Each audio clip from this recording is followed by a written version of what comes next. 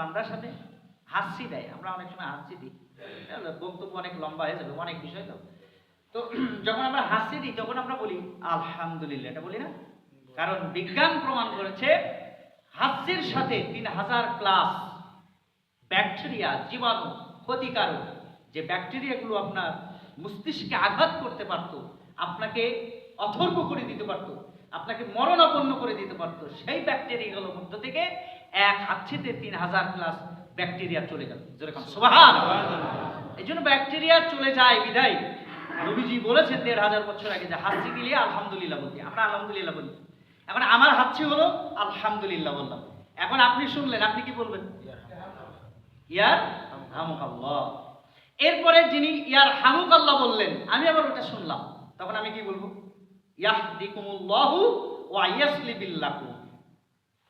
এখন এতদূর পর্যন্ত তো জানা সম্ভব না, তো স্বাভাবিক এতদূর পর্যন্ত সম্ভব না, তা স্বাভাবিক এতটুকু জানেন যে কোনো বান্দা হাঁচি দিয়েছে, হাঁচির সাথে শেষে সে বলেছে আলহামদুলিল্লাহ, কিচ্ছু বলতে পারেন নাই, আরবি মুখস্থ নাই, বলেন আল্লাহ তার মঙ্গল করেন, এটা বলা যাবে না? দ্বিতীয় নাম্বার হচ্ছে কোনো বান্দা যদি কোনো বান্দাকে ইনভাইট করে, ডাকে, ও ভাই আমার বাড়িতে আগুন জ্বলছে, এরকম ডাকে না অনেক সময়? নাকি বেদলে বলে আগুন লিবানো যাবে না, এরকম নাকি? তবে বেদলে বলে আগুন লিবানো যাবে। আর বেদলে আগুন লিবানোর পদ্ধতি আমি একটা শেখাই দিই। বেদলের আগুন লিবাবেন কি নিয়ে শুনবেন? এক লোক বলতেছে ভাই আমার বাড়িতে আগুন ধরছে, আপনারা কে কোথায় আছেন একটু বাঁচান। অর্ধেক রাত, কে কোথায় আছেন একটু বাঁচান, অথবা যার কাছে যা আছে তাই নিয়ে একটু আসেন, আমার আগুনটা লিভাই দেন। তো পাশের ডান পাশে যে প্রতিবেশী, ও নিয়ে আবার তুলোর ব্যবসা করতো, এই শীতকালে তুলো বেঁচে বেড়াতো, তা সে তার বোর সাথে বলছে আরে ও তো যে যার কাছে যা আছে তাই নিয়েই বাঁচাতে করছে, আগুন লিবাতে করছে, তা আমি তো তুলোর ব্যবসা করি, এক ঢপ তুলো নিয়ে যাও। কষ্টে যাও, এক ঢপ তুলো নিয়ে যাও, তুলো এক ঢপ নিয়ে যা খাইলে। সামনের বাড়ি করছে আরে আমি তো ডিজেল আর কিরোসিনের ব্যবসা করি, ডিজেল আর কিরোসিন 10 লিটার নিজে ঢেলে দিই। ডান সাইডে একজন বলছে আমি তো ব্যবসা করি তোর ওই পাটকাঠি খড়ি এগুলা, কি করবে এগুলো, তুমি 1-2 আটি পাটকাঠি নিয়ে যাও, নিয়ে যা আগুন লিবানে। আগুন লেপবে না জ্বলবে?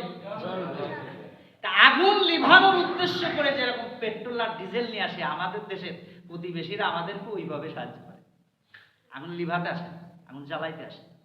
অ্যাক্সিডেন্ট যেখানে করে সেখানে হেল্প করতে খুব কম লোক আসে, আর পকেট হাতাইতে আসে 95%। ঠিক না বেটে? এটা নীতি না। তো কোনো ভাই যদি ইনভাইট করে আপনাকে, রাত 12টার সময় হোক, 1টার সময় হোক, 2টার সময় হোক, যে কোনো সমস্যায় আপনাকে সাড়া দিতে হবে, এটা আপনার নৈতিক দায়িত্ব। তৃতীয় নাম্বার হচ্ছে কোনো মানুষ যদি অসুস্থ হয়ে যায়, আপনি দেখতে যাবেন, সে দলের হোক বিরোধী দলের হোক, দেখতে যাবেন।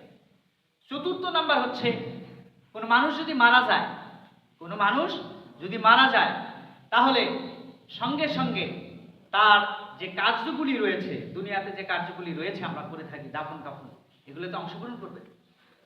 পঞ্চম নাম্বার হচ্ছে কোনো মানুষ যদি মারা যাওয়ার পরে দাফন কাফন হয়ে গেছে, তার এখন মাটি দেওয়ার সময় আপনি অ্যাটেন্ড থাকবেন, জানাজায় অ্যাটেন্ড থাকবেন, জানাজায় দাঁড়িয়ে যাবেন, আপনি সময় দিবেন। ষষ্ঠ নাম্বার হচ্ছে ওই বান্দা যে কোনো সমস্যায় পড়েছে, আর্থিক সাহায্য, একটু সাপোর্ট, একটু কথা, এগুলো আপনি দিবেন।